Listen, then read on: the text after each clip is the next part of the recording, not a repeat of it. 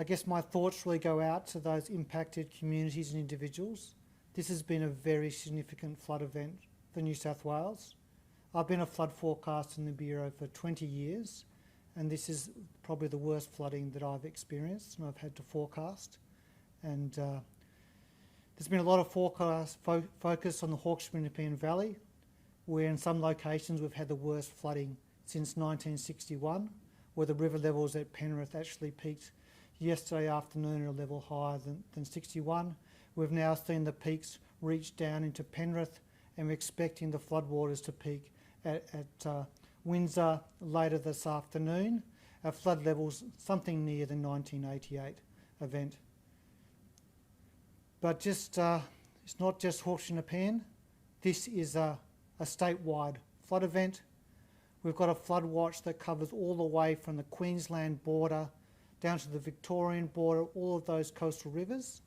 So expecting this rainfall in the coming days to cause flooding in those rivers, renewed flooding in many of those communities that have already been impacted by flooding over the last couple of days. Just last night at Kempsey, we had the river levels there rise to pretty much the same level that impacted just 1 or 2 days ago. And they are not just the only community impacted. We've also extended the flood watch to cover areas of inland New South Wales, and we're particularly concerned about the northwestern catchments of New South Wales, where we might see some potentially moderate or even major flooding at some locations. So we're really looking like at the areas of the Upper McIntyre, Inverell, Ashford. These are the locations where you might potentially see some major flooding. Also in the Namoy, the Peel River, where we might see some of that moderate major flooding develop. Obviously, it's still early days with the rainfall forecasts, and the Bureau will be updating both its flood watches and its flood warnings regularly throughout the day. So I think there's one sort of message I want to give to impacted residents is really keep across the Bureau's updated flood warnings.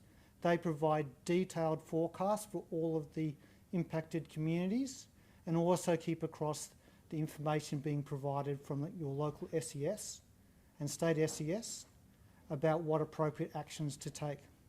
So I think it's quite a dangerous situation that New South Wales is currently facing, and we all have to work together to stay safe. Thank you. Justin, you've talked about the Sydney region, the North Coast, northwest New South Wales. What about the south coast of New South Wales? Do you expect to see some flooding down there as well? So we're expecting to see some flooding. We've got the flood watch covering now. We've got a flood warning out for the Dewar River, which is upstream of Moruya. We've also got a flood watch covering the Bega River Valley. But our hope is that will be more around the minor to moderate level of flooding, rather than some of the major flooding that we've seen along the mid-north coast and also across the Sydney Basin. In terms of Sydney, you said the flood peak has passed the Penrith, but it's still going to get higher at Windsor. Yep. What's the general prognosis for the Sydney area? Once it peaks at Windsor, is that it? Is the danger point past for Sydney?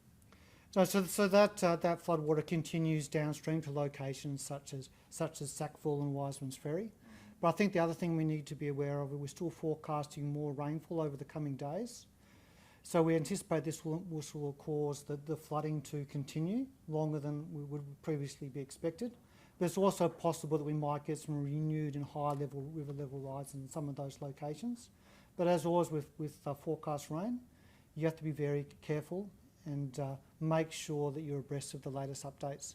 And the Bureau has got a team, not just our New South Wales forecasters, but we've brought our flood forecasters from around the country to support these flood operations to make sure that those warnings are updated regularly for the communities impacted.